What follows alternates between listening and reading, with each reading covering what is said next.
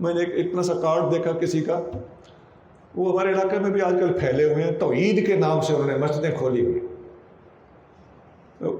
اس نے وہ کارڈ چھاپا ہوا تھا، اس پر 10 کے 20 سوال تھے، بڑی پرانی بات ہے، 80s کی بات ہے، ابتدائی 80s کی۔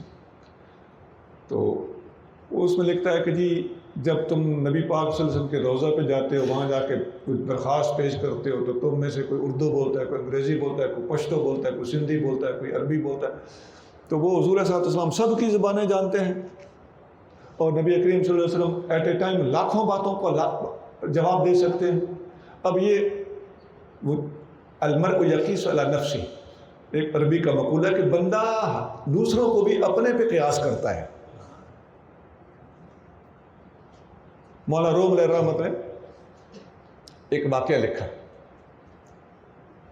کہ کسی خوشبو کی دکان والے نے طوطا رکھا ہوا تھا، تو ایک دن وہ دوپہر کو وہ گھر کھانا کھانے چلا جاتا تھا مالک، اور طوطے کو چھوڑ جاتا تھا شیشوں کی رکھوالی کرنے کے لیے۔ بعد میں کہ بلی آئی اور طوطا اپنی جان بچانے کے لیے اڑا پھڑایا، تو وہ کچھ شیشوں کے ساتھ ٹکرایا تو شیشیاں نیچے گر کے ٹوٹ گئیں۔ مالک جب واپس آیا تو اس نے دیکھا شیشیاں ٹوٹی پڑی، اسے نہیں پتا تھا کہ بلی آئی تھی، یہ بیچارہ اپنی جان بچاتا رہا۔ تو اس نے غصے میں آ کر پتھر کا ایک کنکر لے کر طوطے کو مارا، تو طوطا سر سے یہاں سے گنجا ہو گیا۔ اچھا ایک دن پھر وہ دکاندار دوپہر کو گھر گیا، پیچھے دکان پہ ایک بندہ آیا، وہ گنجا تھا، آدمی گنجا تھا۔ طوطا اسے دیکھ کے کہنے لگا تم نے عطر کی شیشیاں توڑی تھی؟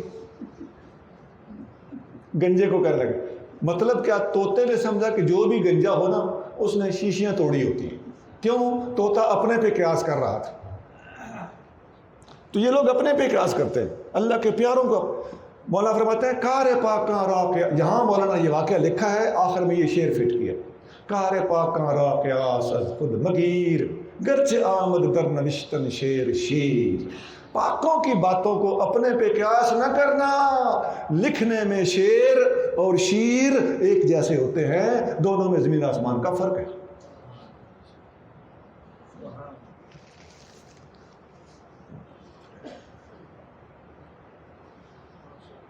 تو اللہ والوں کی قبر پہ جب کوئی جاتا ہے روزہ، پھر آقا کریم صلی اللہ علیہ وسلم کی بات تو اور بلند ہے۔ حضور کریم صلی اللہ علیہ وسلم کے لیے ایٹ اے ٹائم مختلف آوازیں سن لینا، مختلف بولیاں سن کے سمجھ لینا، ہر ایک کو جواب دے دینا، یہ روحانیت کا معاملہ ہے۔ یہ جسم ہے جو ایٹ اے ٹائم زیادہ لوگوں کو اٹینڈ نہیں کر سکتا اور مختلف بولیوں کا جواب نہیں دے سکتا، وہ روح ہے جس کو اللہ نے یہ طاقت عطا فرمائی ہے۔ اور نبی کریم صلی اللہ علیہ وسلم تو آپ کا جسم مبارک بھی روح کے حکم ہے۔ لطافت کے حوالے سے بات کر رہا ہوں، وہاں لطافت ہی لطافت۔ تو آقا صلی اللہ علیہ وسلم کے لیے یہ کیا مشکل ہے؟ وہاں تو ایسے جامع ایک جملے میں کئی سوالوں کے جواب پوشیدہ ہوتے ہیں، آزما کے دیکھ لینا۔ میں نے بہت بڑی بات کی طرف اشارہ کر دیا، ایسا ہی ہے۔